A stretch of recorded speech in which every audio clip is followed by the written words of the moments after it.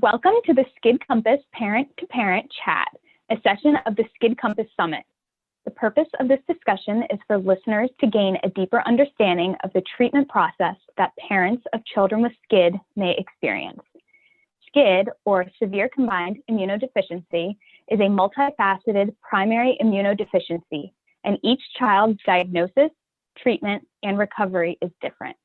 By providing an opportunity for a parent to share details about how they navigated the complicated and emotional journey of caring for their child with SCID, we hope parents gain valuable information and feel empowered to make the best decisions for their children. With us today is Heather Smith and Ann Klein, both parents of children with SCID. Heather will conduct the interview with Ann and explore how she and her family have coped with her son's diagnosis of SCID. So, with pleasure, I'd like to introduce Heather Smith of SCID Angels for Life Foundation and Ann Klein. Welcome. Thank you, Alyssa.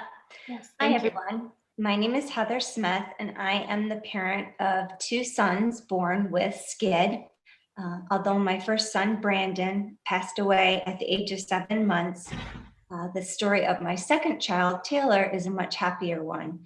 He was diagnosed early, and as a result, was able to seek treatment very early on and had a successful bone marrow transplant, followed by successful gene therapy years later. I'm happy to say that he is almost 26 years old. He has graduated college, is living on his own and working full-time. So as you can see, this story was very different with an early diagnosis. I am chair of the SCID Compass program, and I am also president and co-founder of SCID Angels for Life Foundation. SCID Angels for Life is a foundation that is dedicated to supporting parents of children born with SCID. I'm honored to have Ann Klein from California here with me today. Ann and her husband, Brian, are parents to 7-year-old son, Everett, who is diagnosed with SCID, and his older brother, Alden. Ann, I'd like to ask you some questions about Everett and how you and your family have navigated Everett's diagnosis, treatment, and recovery with SCID. First off, tell me when and where Everett was born and describe his health when he was first born. So he was born in 2013 in Sacramento, California. He was a very healthy looking baby. He was almost 9 pounds, and it was our second child. And we thought, oh, this should be easy after, we're experienced parents at that point. Definitely. or so you thought. Yeah. Yes. So can you tell me, was Everett picked up through newborn screening? So did he receive the newborn screening at birth? He did. He received the heel prick test and the various newborn screening tests as an infant. And he was picked up with SCID 2 weeks later. So tell me about that. So tell me about the newborn screening. So did you get a phone call with those results, or is that something that you went and saw your pediatrician for a follow-up after he was born, or what brought you to receiving those newborn screening results from the doctor? So we went to Everett's 2-week newborn physician's appointment, and the doctor said he looked great. That was on a Wednesday. 2 days later, on a Friday, I received a voicemail on my phone from a doctor, saying that the newborn screening program had potentially picked up an issue with Everett. So he left a message on my phone, and I called him back at around 5 on a Friday. And that's how I learned about a potential issue with an immune deficiency. I can only imagine how frightening that must be. First of all, you're receiving results like this about your newborn baby on a Friday, right, before a weekend, it seems like that's what always happens. But secondly, had you ever heard anything about an immune deficiency? Did you know what immune deficiency even was at that time? I had heard as a child, I knew about David Vedder, the bubble boy, but I knew he had no immune system, but I hadn't really heard the term immune deficiency. I didn't know about the whole world of immune deficiencies. So it was really just, we were blindsided. It came out of nowhere, and it was one of the, probably the worst curveball ever thrown to us in life. That there Yeah, was a I can possible issue. imagine. I can imagine. If you don't mind taking me forward from there. So what happened next after you got those initial results? Did they have to do further testing to confirm that that screening was actually positive, or what happened next? So during the phone call, it was mentioned that there was possibly a 40% chance of there being a false positive. And SCID actually wasn't mentioned. There was the possibility of an immune deficiency. And I heard the phrase bone marrow transplant. That kind of stood out in my mind. But because it was a Friday, the next possible day that Everett could be tested for an immune deficiency was on Monday. So we had to worry all weekend about this possibility that our child was ill, but also holding on to hope that the test was a false positive. We took him to the lab the following Monday morning, and he got tested. And then 2 days later, I got the fateful call from his doctor that he was positive for SCID. Wow, that must have been shocking for sure. It was, really shocking. Yeah, wow. So now all of a sudden your family of 4 has been turned upside down. At that point, did they want him to go into the hospital and start looking at treatment options, or where did you go at that point in your journey? So it was a big blur and a big flurry of events within 24 hours. I was on the phone with a doctor in San Francisco at UCSF because we were told that that's where the specialists were and that's where Everett needed to be treated.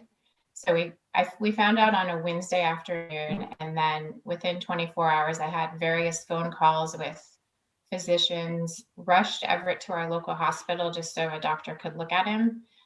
We packed our bags, and the next day we pulled our other child out of daycare, and the next day we were in the car driving to UCSF, and we didn't really know what was ahead of us, really. So it was insane. Yeah. And you don't even know what to pack, I imagine, at that point, because you probably had no idea if you were going to be there 1 day, 1 month, 6 months, or what the journey was. I remember saying to Brian at some point, I heard we might have to be at the hospital for a week, but and it ended up being much longer than that, but we were unprepared. Well, certainly a week seems like a long time when you first start in this journey. So you're at UCSF and you get acquainted with the team there, and they're doing further testing. At what point in time did they learn the form of SCID that Everett had? About how far along? I would say within about a week, 1 to 2 weeks, they figured out the form. It was between 2 forms of SCID, and he was determined to have X-linked SCID. Okay. So, yes. Wow. So then they started talking about treatment options, I'm sure, and bone marrow transplant. Did they have to look to the registry to see if he had a donor? Did they check his older brother, or how did that process work for you guys? Yes, they tested his brother, who was Alden, who was 2.5 at the time, and Alden was a 50% match. We were hoping that he was a full match. They checked the donor registry. It took a couple weeks, and they couldn't find a suitable donor. There was one potential match in England that was close to his mid-40s, and they determined that they wanted me to be his donor because of maternal engraftment, and since he didn't have a full match, so I was a half-matched parent. Okay, great. So I know with SCID, some SCID patients undergo low-dose chemotherapy before receiving their transplant and hoping of getting both T and B cell function and eventually getting off of IVIG. Is that something that was discussed with you guys for Everett, or was the theory at the facility that you were at that chemotherapy was not necessary?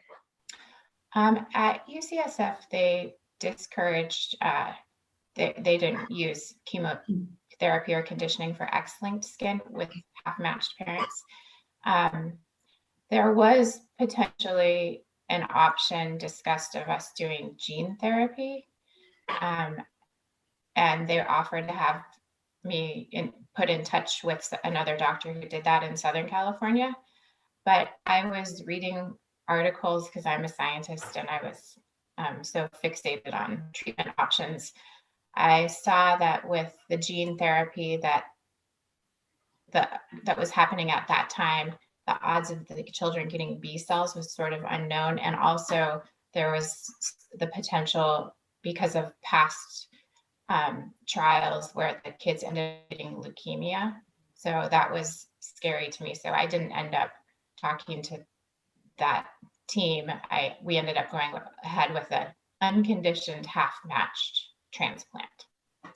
Well, and I think that's an important point to make, that, there may be options told to a family, but ultimately it's what you feel is best for your child. And so, I think that that's just a great example there of you and your husband deciding, what you felt was going to be best for Everett at that time for your own reasons. So that's definitely admirable. And thank goodness that you were relatively close in California to the UCSF, so you didn't have to travel too far. Is that correct, to be there at the hospital?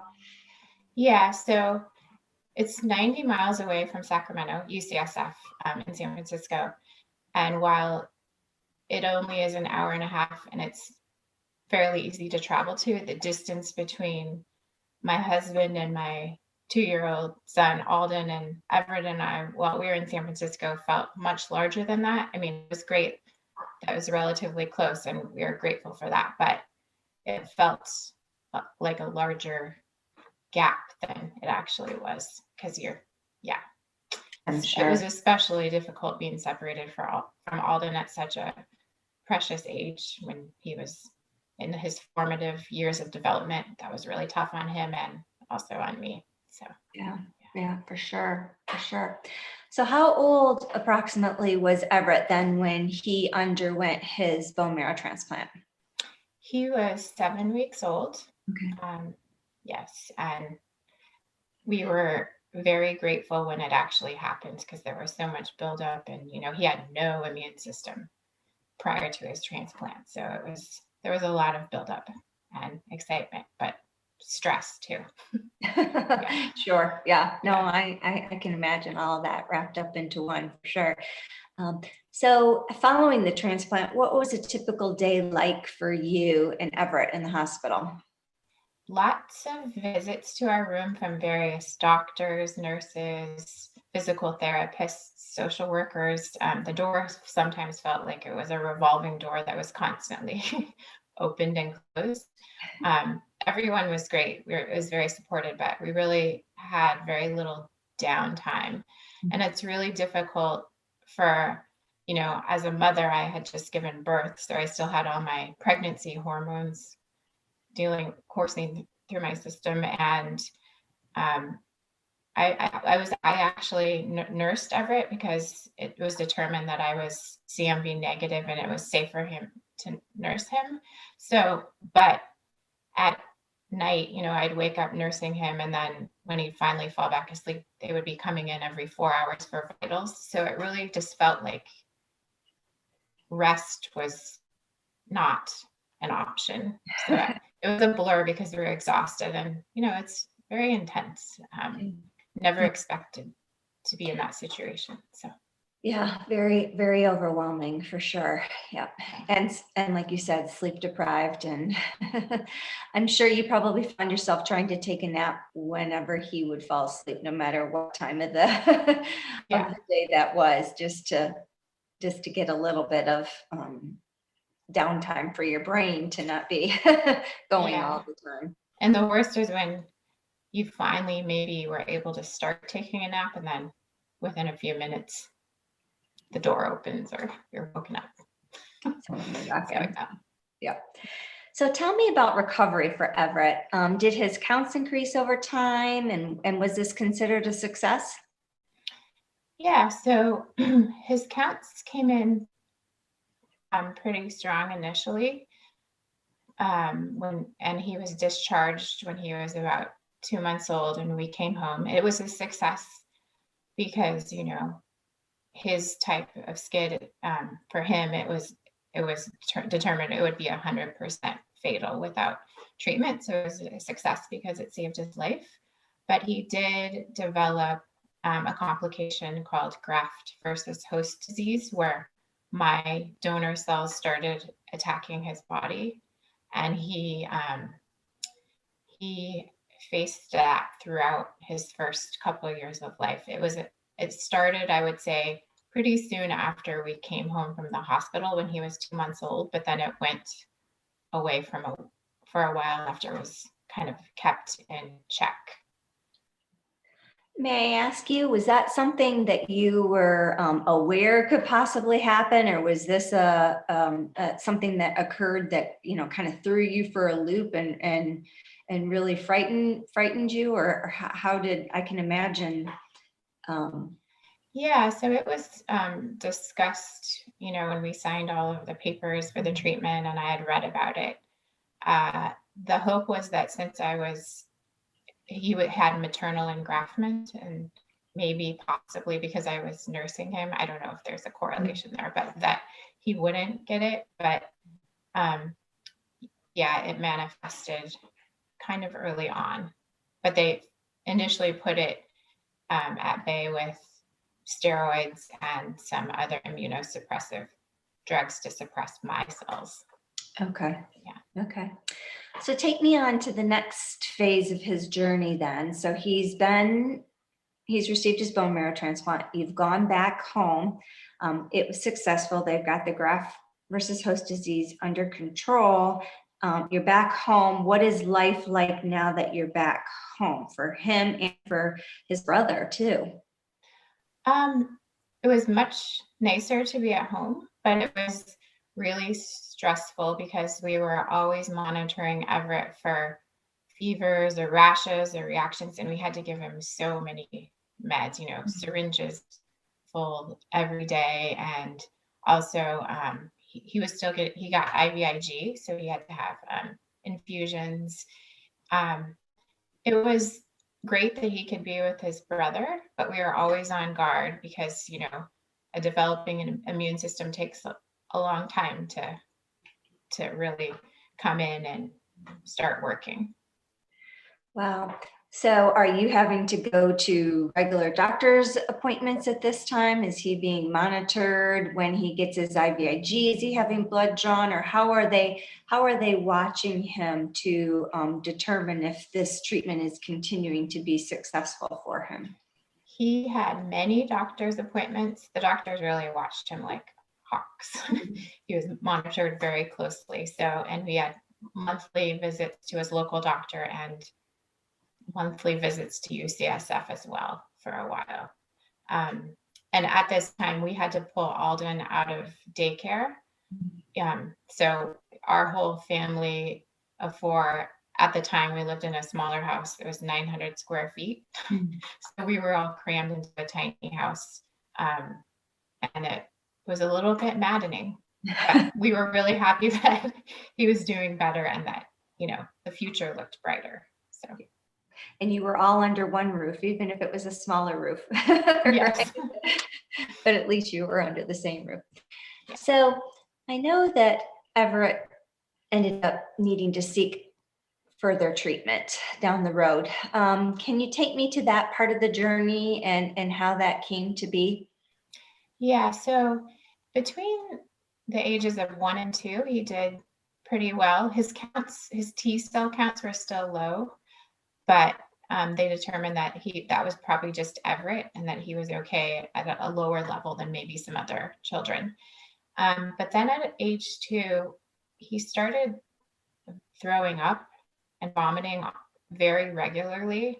And we were in constant contact with his doctors. We couldn't figure out what was going on. he had multiple biopsies on his liver, and he had colonoscopies, so many labs. It was really kind of mysterious. They ended up putting him on steroids because in case it was GVHD where my cells were causing the issue and causing an immune response. So he was put on steroids, and because of that, even though he was born with no immune system himself, my cells were also suppressed, so his immunity was really low.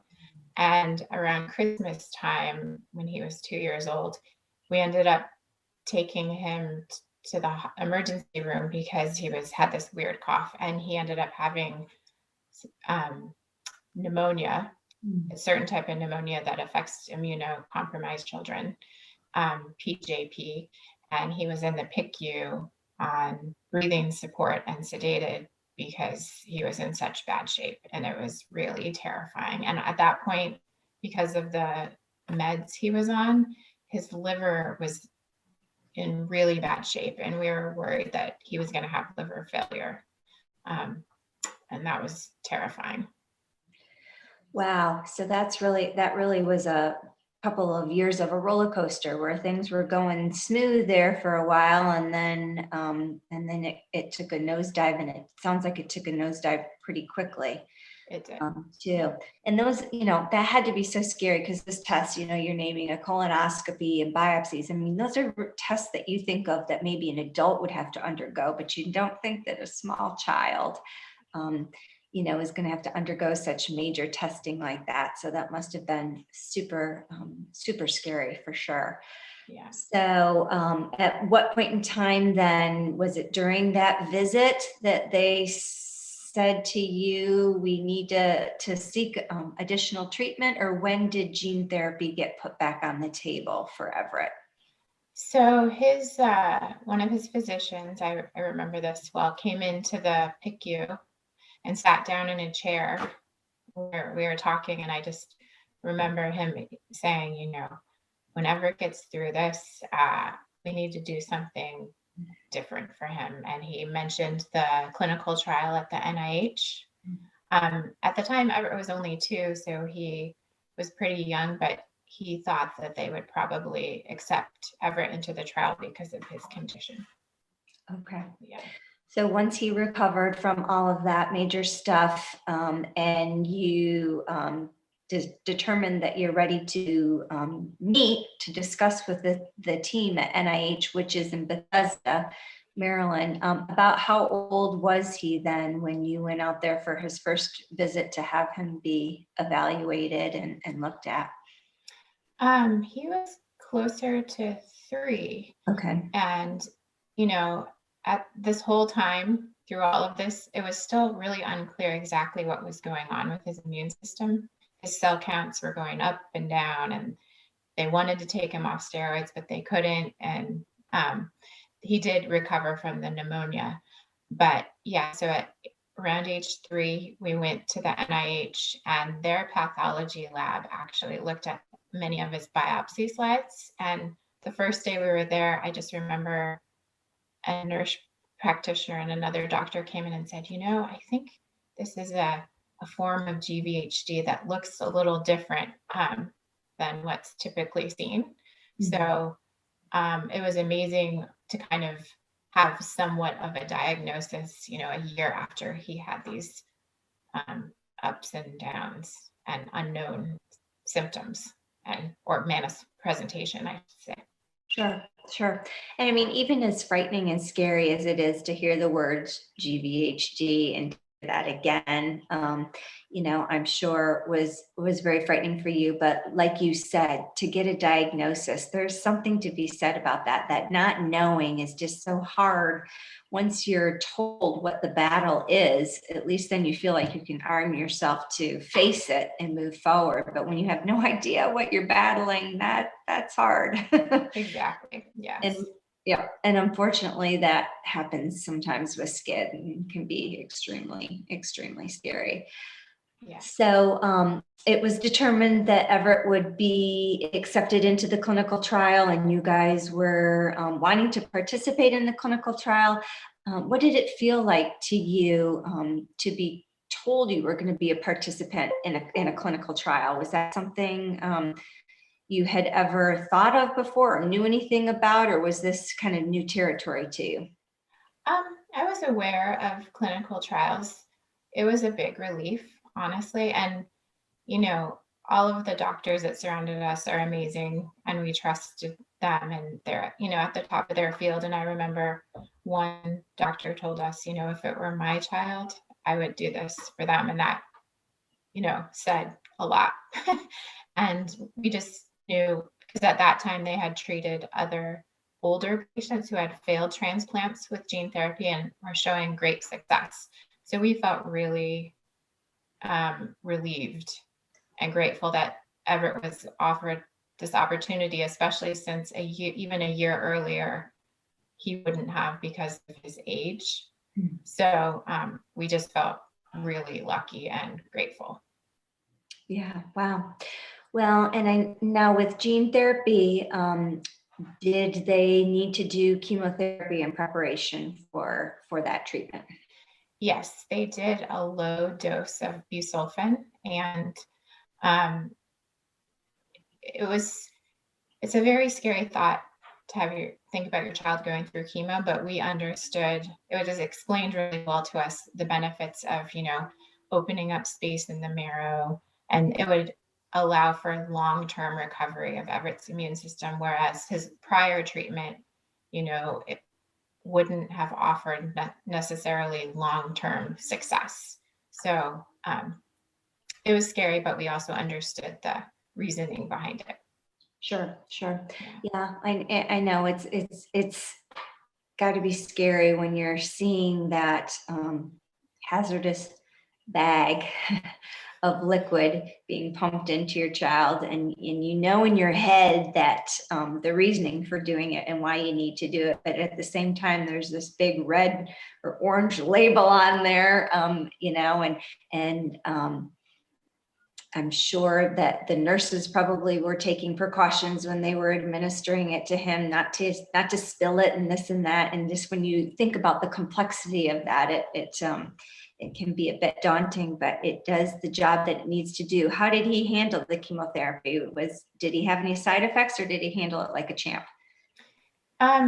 He handled it like a champ. I would say, when he was getting his infusions, we were just sitting on the sofa watching a show or something. But, I knew that it was probably coming. We weren't positive, but that he would probably lose his hair. And about 2 weeks after his treatment, I just remember he was laying in his bed and his nurse came in. She said, "It's happening." And I looked over and there was all this hair on his pillow. And that was a really emotionally difficult moment. I mean, I knew it was coming and he's okay, but it was really hard to see. And the next 24 hours or 48 hours, when it comes out really quickly, and it was falling in his face and he was crying because it was getting in his food, and we couldn't get his head shaved at that point because it was the weekend, and the hospital didn't offer it during the weekends. So that was an emotional obstacle to come over, but we knew that he was headed towards better health. So hopefully, yeah. So when it came to treatment for gene therapy, I know that the preparation for the gene therapy was a little bit different for Everett than it was for his bone marrow transplant. What can you tell me about the treatment that he received beforehand, the conditioning?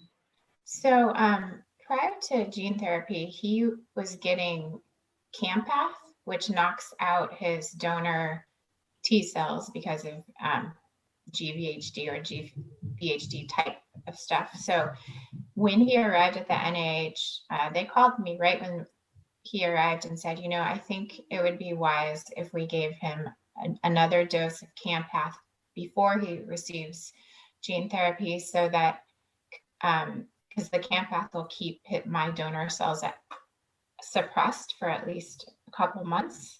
And they wanted my T cells to be suppressed in him so that when his gene corrected cells started coming in, they wouldn't be, battling with the original donor cells.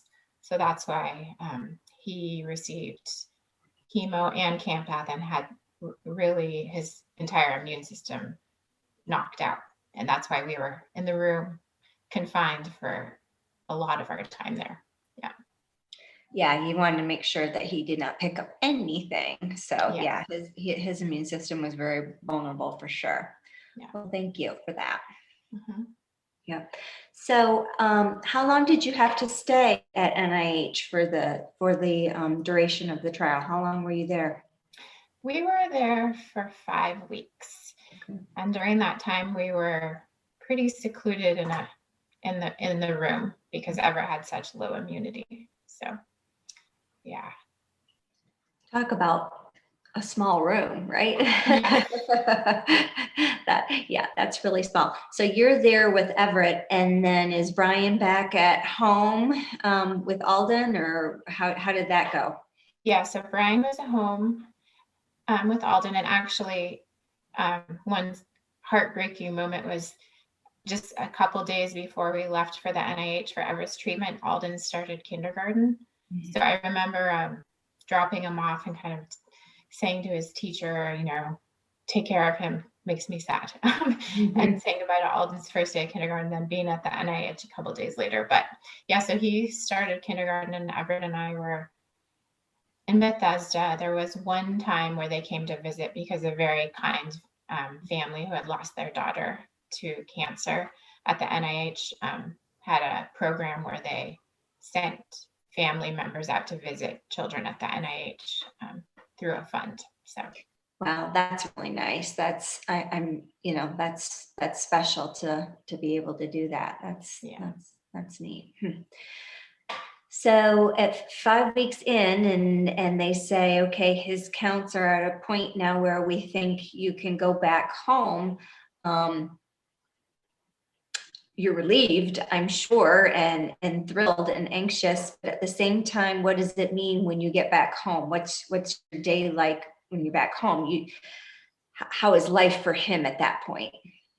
So we were kind of veterans at being at home in isolation, but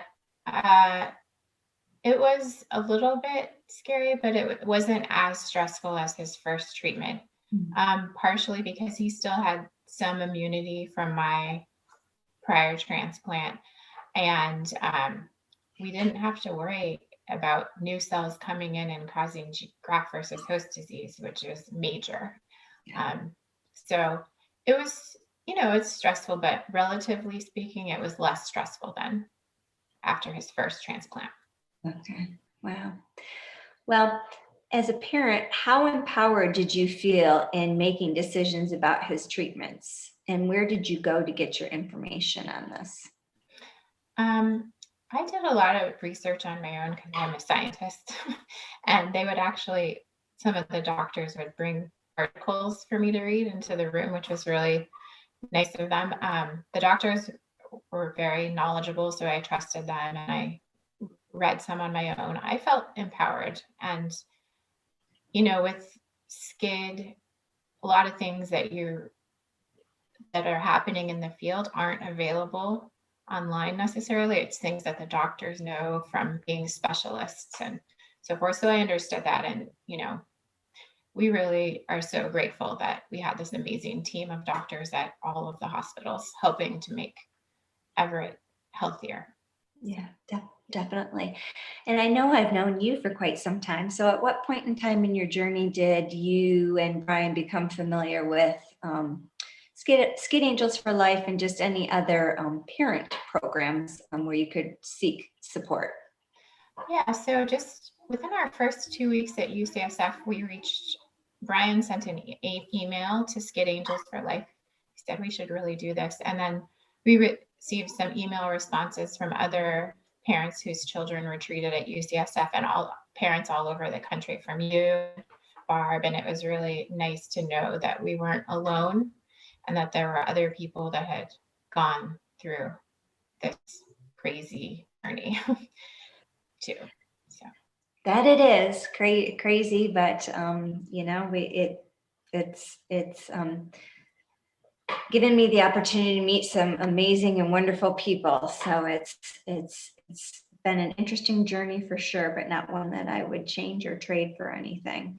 So I do want to say on that, one time we were at clinic, Everett was getting his IVIG, and I met a mother in the clinic who her daughter had CVID, and she had never met, her daughter was 12. She had never met another parent of a child with an immune deficiency.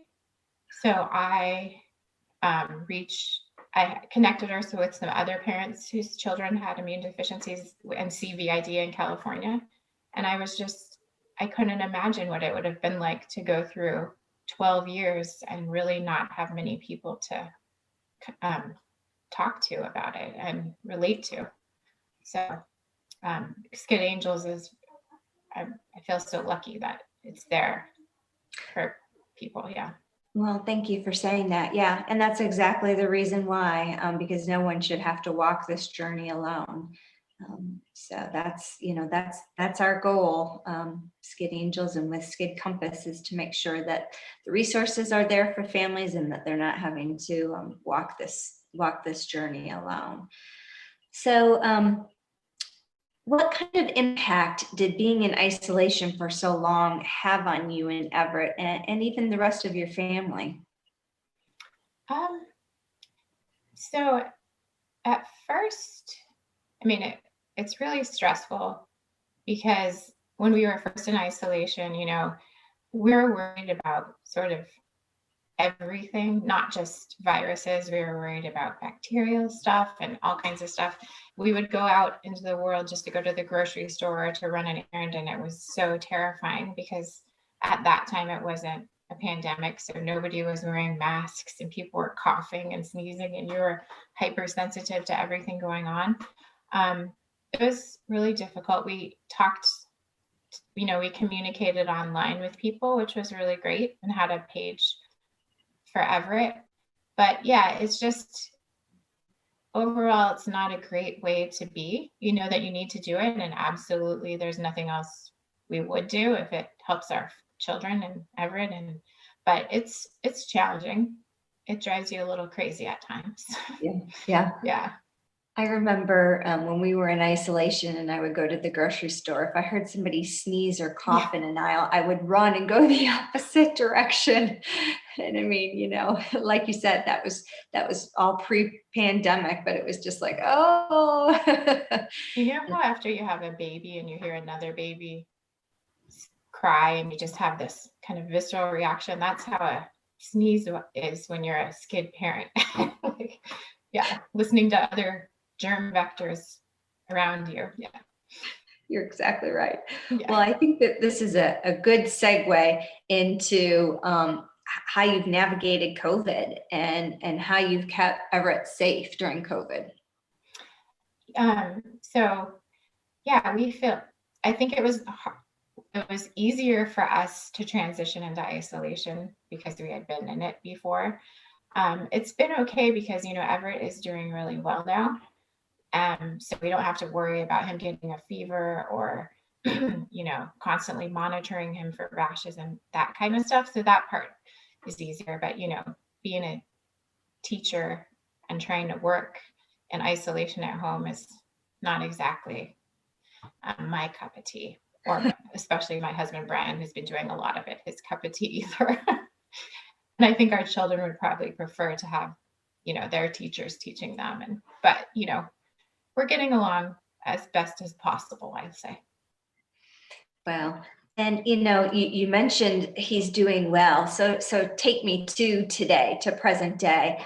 How is his immune system doing, and has he gotten to the point where he's been able to try any vaccinations or anything like that yet? Yeah. So after gene therapy, a year or so later, his cell counts were better on multiple tests than ever before. He's doing really well. In 2019, they started, or actually early Yeah, 2019, they took him off IVIG as a trial and gave him vaccines, and he responded, which is great. He was put back on IVIG for flu season, and then also because of COVID, they decided to keep him on it in 2020. But today is the first day that they're going to start trialing him off IVIG again.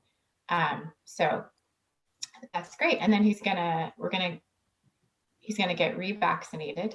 He's not gonna like that part, and we're gonna see how he responds. So Okay.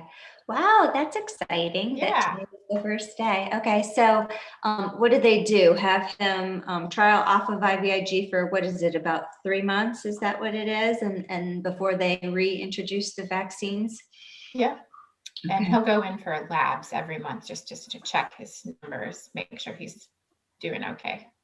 I guess it's a little give and take, you'll have to say to him. He doesn't have to do IVIG, which is great. He doesn't have to undergo that needle stick, but he is going to have a shot. But hopefully whoever gives the shot is really good at it and he can't feel it. Well, one funny thing about Everett is he loves going to get IVIG. Oh. Because he gets a prize every time. So he'll say, oh, yay, it's IVIG day today. So he might miss that a little bit. But yeah, hopefully when he gets his shots, he'll get a prize too, because that'll make it a little better. I'm thinking he definitely needs a prize. Yeah. Maybe a couple. Yeah. Yeah. Well, are there any words of encouragement that you'd like to share or to give to another family whose child's been diagnosed with SCID? Yeah, I mean, I would say just between the time when Everett was diagnosed and now, so many treatment options have come a long way, and it's been really amazing to watch. Everett's trial that was for X-linked SCID in older children, since it was successful, they started treating newborns, and they're showing a lot of success, which they're doing even better. And some other forms of SCID too, like Artemis SCID, there's gene therapy now, and that's showing great success. So I feel like the possibilities of treatment are much broader, and also it's really an exciting time to see that things are better, the options. Another thing that I would say is that, when Everett was, for the first 3 years, I feel like pretty much all we thought about was SCID. It was on the forefront of our minds at all times. And, it does get better. I don't really think about SCID too often anymore.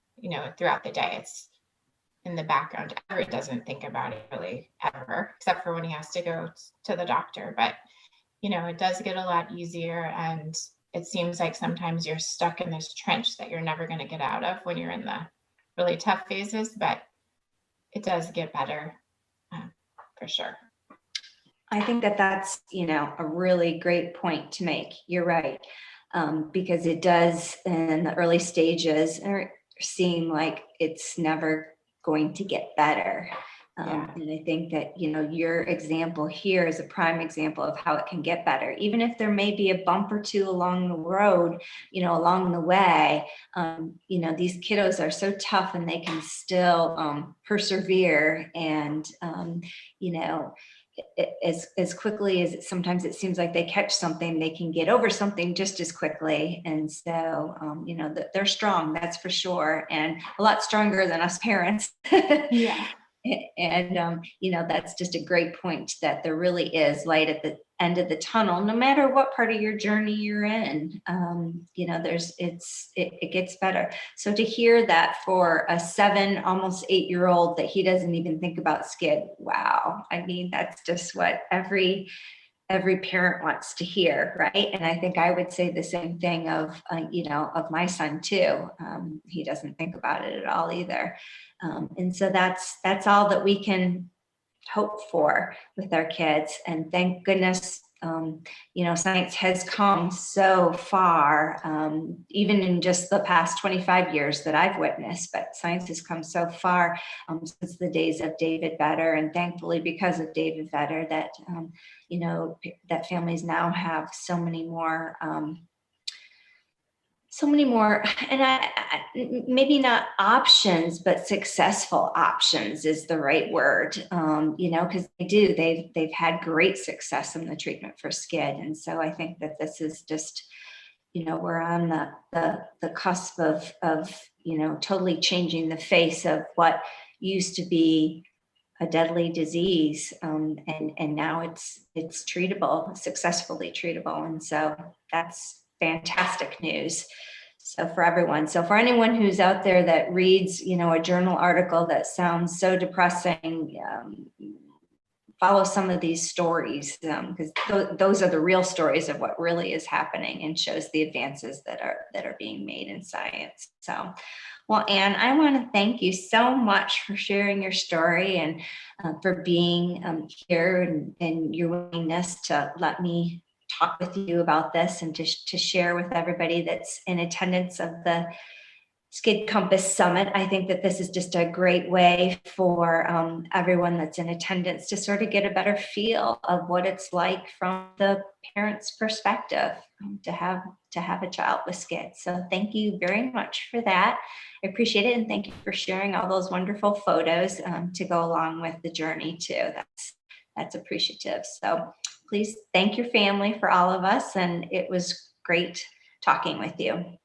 Thank you, Heather. You've done so much for the SCID community, and I see all the interactions and support you offer to everyone through SCID Angels for Life, and it's really, really amazing in a very profound way. So thank you. Thank you.